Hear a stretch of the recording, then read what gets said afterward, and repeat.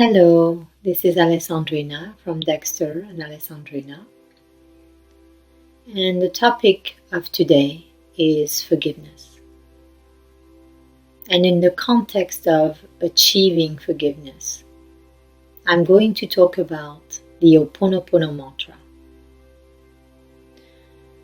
And how this Ho'oponopono mantra can help you really achieve a state of forgiveness. Not as a mental state, really as an emotional state where you can free yourself from the pain and from the painful memories of the past. In another video, I'll be talking about the blocks to forgiveness. So I might refer to that briefly in this video. And ultimately, it really is most optimal to really address the blocks to forgiveness separately, because they're quite extensive and complex, and so processing that is already a lot. So today we'll just focus on the process of forgiveness itself. If you enjoyed this video and you enjoy our meditations, you may also like to join our weekly development program and our live Q&As. So you can find out more information about those on our website. So forgiveness. Well, first of all, let's talk about why it's really beneficial to forgive.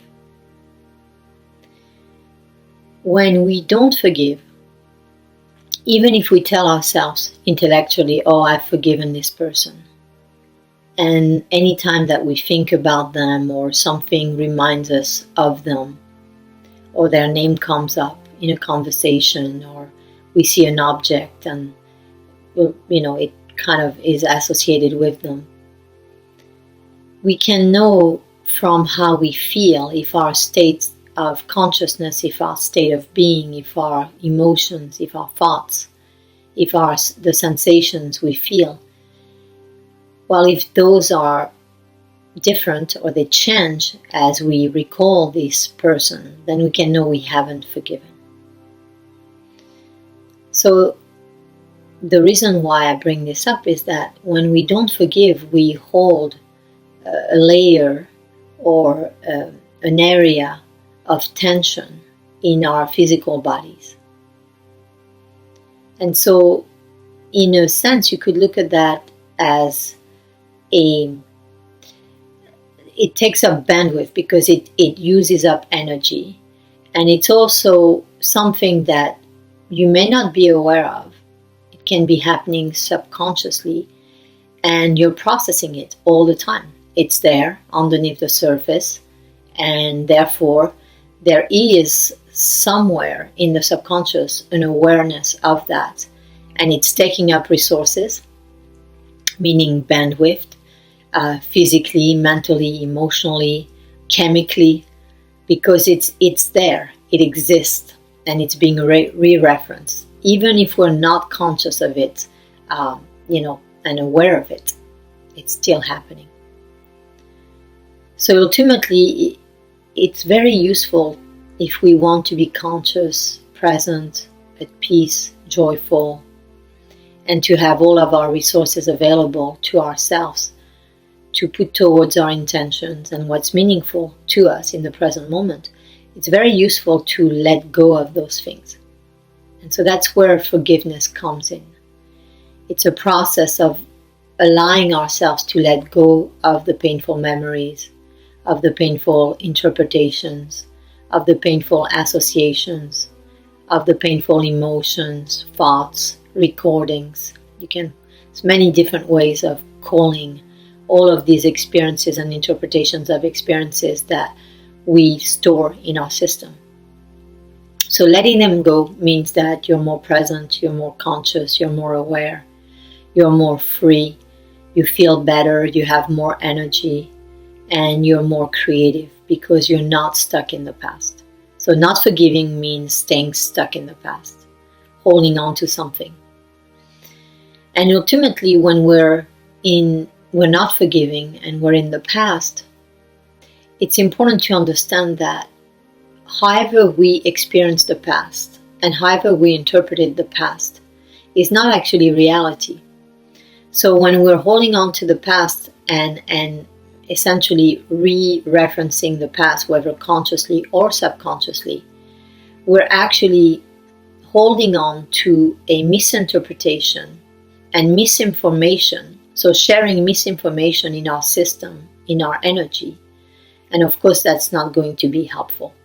Because if we re-reference something painful that might have felt painful at the time and still feel painful because of the way we interpreted it, and if we were to forgive it, to heal it, to clear it, then we could gain a completely different perspective on the person, the situation, the circumstance, or anything else that we're holding on to.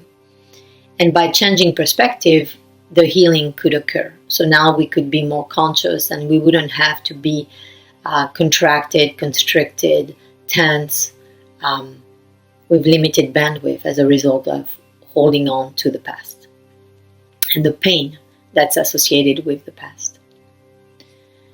So once you understand that, then it can kind of create the fuel to then move towards forgiveness and realize that forgiveness, not as a mental concept, really forgiveness as a process of transmutation of the energies of the past, of what was recorded of the past, transmutation of the pain into freedom, into pure energy that you can then apply to anything that you want in your life. So liberation of energy. Forgiveness is equal to liberation of energy. When you forgive, not mentally again, really emotionally, when you attain this state of energetic forgiveness, you're liberating energy and you're allowing for something new to emerge in your relationships, in your life, in situations. So, Ho'oponopono mantra. Let's talk a little bit about the Ho'oponopono mantra as it really relates to forgiveness and as it is applied to forgiveness. Just to give you a brief understanding of it. The Ho'oponopono mantra, ultimately it means to make right, to make things right. So it's very simple. It's instead of staying in the wrong, in the bad, we make things right. We re-understand.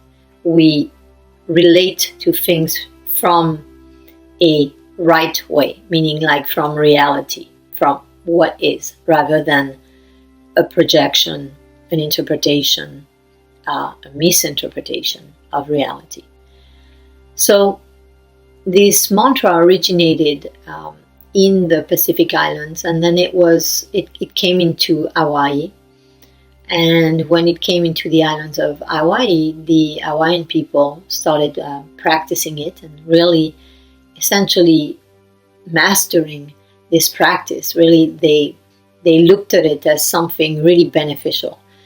They used it to heal illness and disease. They used it to heal relationships. They used it to heal certain aspects of themselves, of their personality. They really used it to also heal their relationships to things. Because our relationships are not only to people. We establish relationships to everything. We establish relationships to money, to success, to career, to authority figures, to a certain type of energy, a certain type of object, an environment, a location. So everything is relationship. And then we have also a relationship to ourselves. So the Ho'oponopono mantra can be applied to everything, not just relationships. And it's often used for relationship, to heal relationship, and it's very effective doing it. Like, it really works at that level. And it's good to be aware that you can use it in all aspects, all dimensions of yourself, of your life, in even character traits and qualities in yourself or in someone else that you dislike. Even titles, meaning, like, for instance, selfishness, like certain let's say, qualities that don't necessarily pertain to a person. That said, if you have a judgment of selfishness, if you have a judgment of greed, if you have a judgment of lust, all of that, you can heal your relationship with that label or that quality or that energy. And when you heal your relationship with all things, since everything is, we have a relationship with everything, and everything is energy. When you do that, then you have a clear channel of communication between you and that which exists supposedly outside of yourself. So one of the main person, Dr. I believe his name was Dr. Len or Dr. Hugh, I'm not sure, that said he popularized the Ho'oponopono mantra, and he actually had a lot of success. And just to give you a brief understanding, he was actually working, he was brought to work in a mental hospital, in an institution that was actually, I believe, like in a prison setting. And most of the people there were schizophrenic, or they had like really quite extreme mental illnesses, and there was violence in the ward. And so they asked him to work on the prisoners at the time. And the story goes that he did, and he didn't even meet with them. Again, they were violent, and they were prone to essentially not being able to necessarily have a conscious and let's say open dialogue with therapists. So the way that he went about it is that he reviewed their files, and by working on each one of them energetically within himself, he was able to help each one of them, and apparently they closed the ward. So the reason why I bring this up is that the Ho'oponopono mantra doesn't have to be actually applied externally to things or people. It's really an internal process. It's you healing your relationship to external things, to what you imagine to be external things, to be even more precise. So it's healing within yourself your relationship to all the things you imagine to exist in the external world, that you are in agreement with, that you have a relationship with. And when you heal that relationship, and you have a relationship of love, of acceptance, and of complete forgiveness all the time towards that thing, right, that you imagine to be existing outside of yourself, now you are in neutrality. There's not a negative pool. There's not a this kind of like grasping or attachment or glue. You don't get glued to the energy of these things, because you're actually in a state of equanimity towards them. So really, that's the intention of the Ho'oponopono mantra, is to get you to have a clear line of communication with all things, where all things are equal to you, and you have a relationship of unconditional love, acceptance, and gratitude towards all things. And when you are in that state of unconditional love, gratitude, compassion for all things, it really changes the way that you experience others' reality, that you experience your relationship to all things and people. So this is a little bit like the history, right, to give you a little bit of an understanding of the Ho'oponopono mantra and why it works and how it works. And now I'm going to describe how to use it, what it is, the statements in the Ho'oponopono mantra, and how to use it. So the Ho'oponopono mantra, as it's translated in English, it's 4 statements, 4 sentences, short sentences. And the intention in using those sentences, it's not mechanical. It's really a process of being able to change your energy, change your emotions as you repeat the statement. So if it's done mechanically, it won't work. So for instance, just to give you, let's say, a contrast, an idea about the ways that it can be used. Some people just use it and they repeat the 4 statements one after the other. And I have found personally from my own exploration, and also the ways that it's been taught by people who tend to go much deeper with the Ho'oponopono mantra, that repeating the 4 statements one after the other tends to take you into an unconscious process that's mechanical, where you may not be as in touch with the energy, with the emotions, as is most, let's say, optimal and effective. So the statements are, I love you. That's the first statement. I'm sorry. Second statement, please forgive me. Third statement, and thank you. The fourth statement. So the way that I like to teach the Ho'oponopono mantra and practice it, and also share it in my meditations, is to have each statement to work with the energy of each statement separately. So, for instance, if you were to work on something, and I'm going to explain how to then utilize it, when you're working on something specifically. If you work on something, you would first repeat, I love you. And you would repeat, I love you, over and over again, not mechanically, really feeling in your heart this feeling of unconditional love, until you felt an energy shift.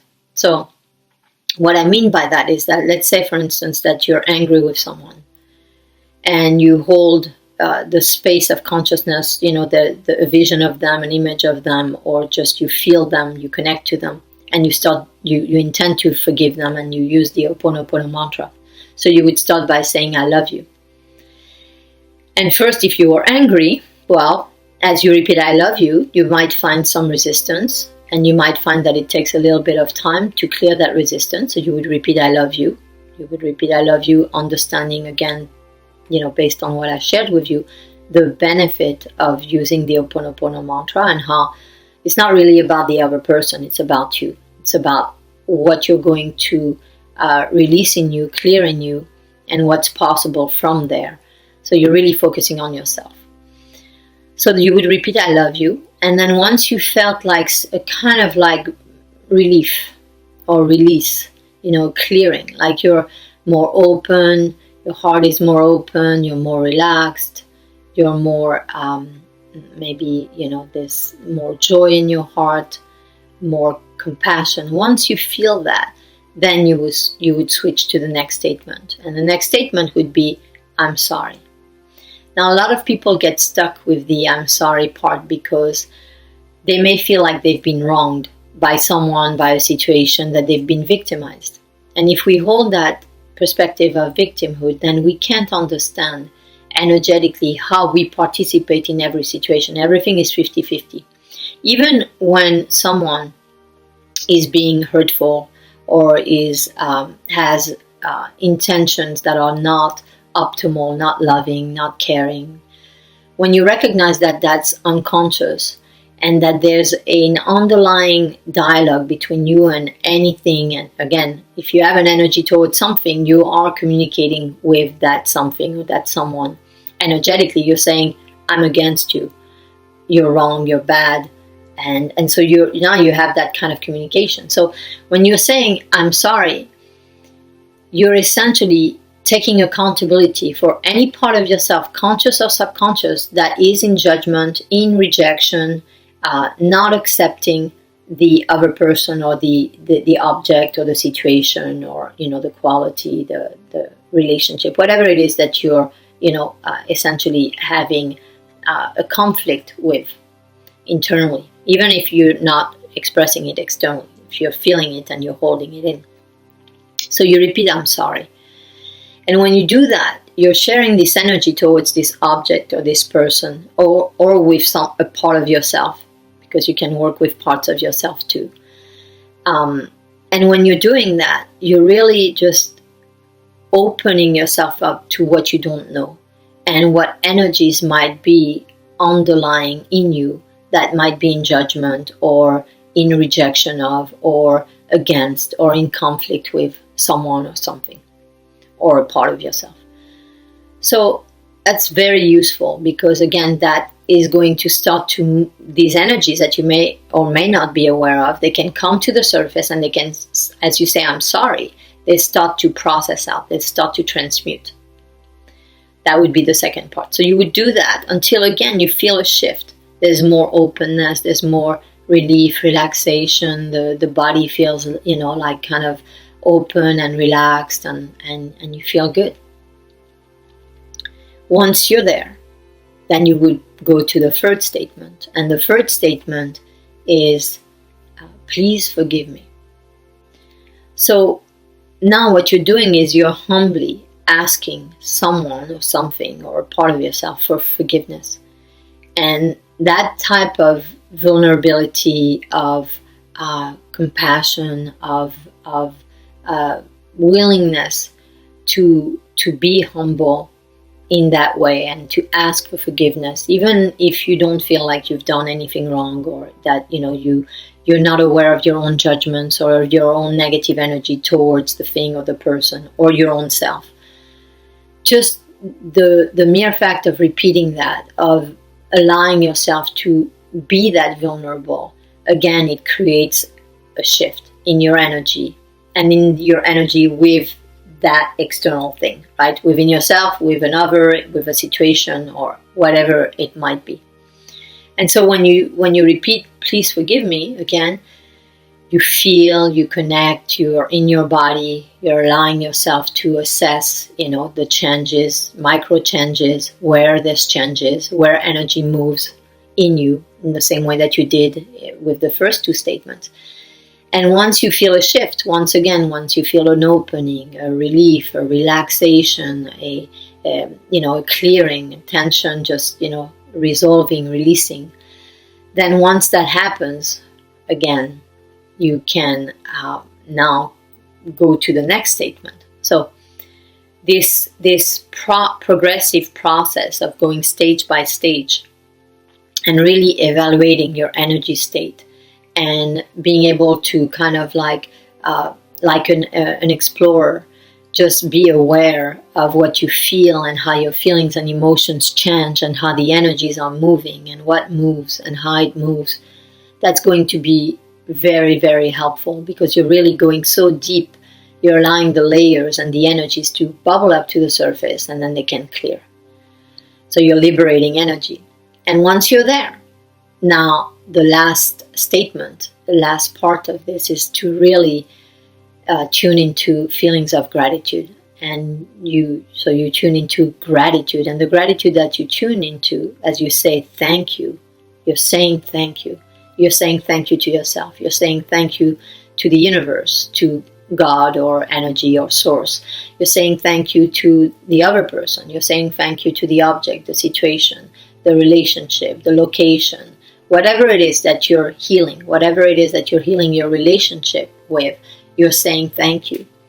And you're not just saying thank you for the healing. You're saying thank you for the lesson. You're saying thank you for teaching me what I didn't know about myself. You're saying thank you for teaching me about my own energy, about my own relationship to myself, to others, to the world.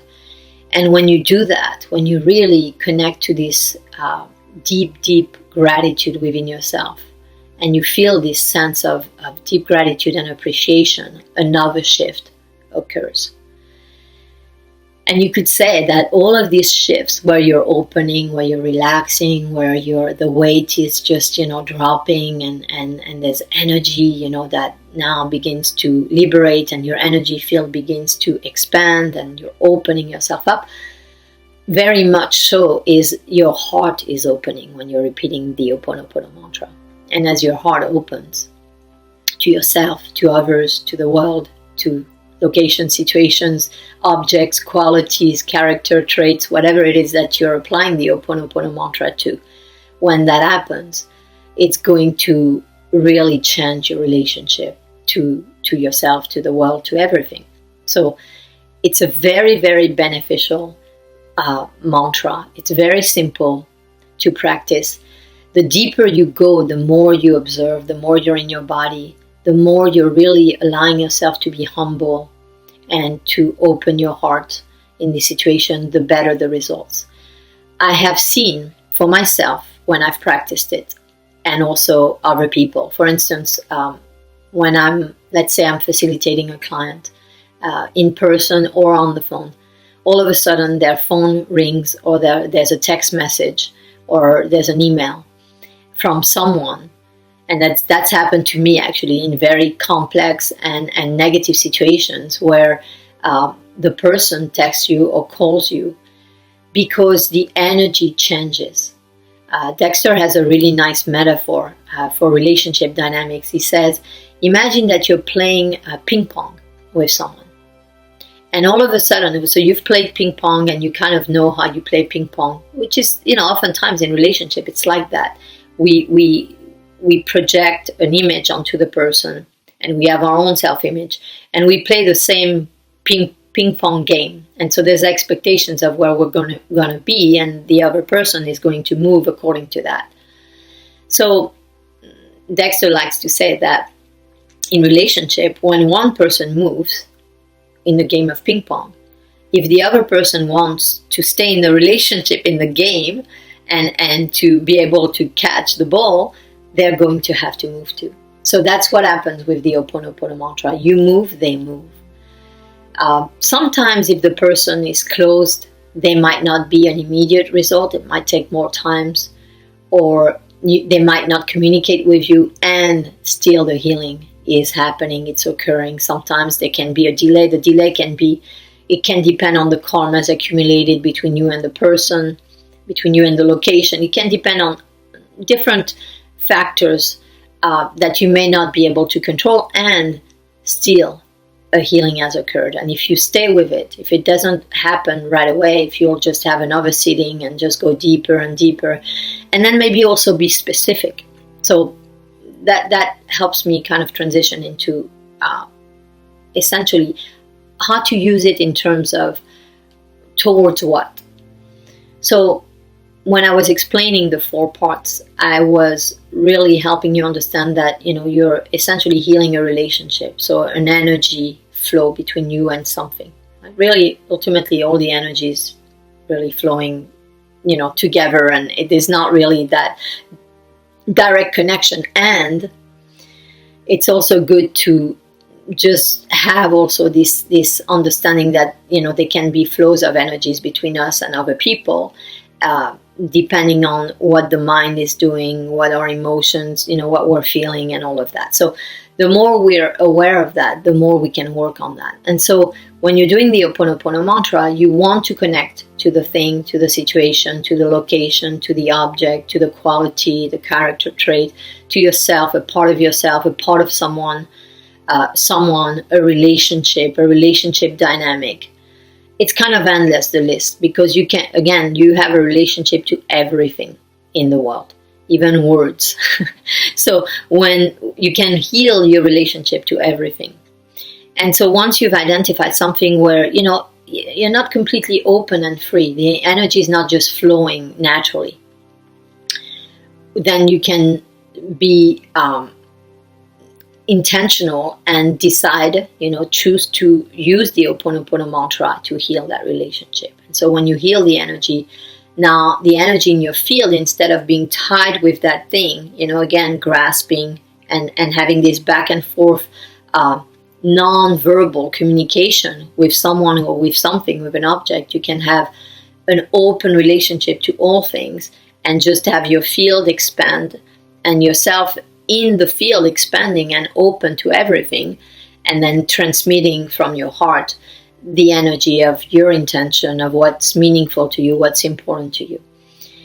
And that's essentially, instead of having, all of these, individual relationships that have some degree of judgment or expectation or belief or fear or conflict or reactivity or aversion or attachment, you can clear that, and then you're more conscious, you're more present, and you're able to function, to interact, to communicate, and to be in the world in a very different way, with a very different relationship to things, because your relationship to things now is defined by your heart, by yourself, not by the things and what you've associated with them and what you've believed about them. So the Ho'oponopono mantra helps you to clear that, to clear the past and the pain associated with things, the painful memory associated with people, locations, anything that you can imagine, and then to be free, to be operating freely, openly in the world, consciously in the present moment. And that's very helpful. So that's my, well, let's say that this is quite a comprehensive understanding of the Ho'oponopono mantra. We could get into, like much more depth into it if we were to talk about one subject matter, for instance, and apply it to that and understand how it works.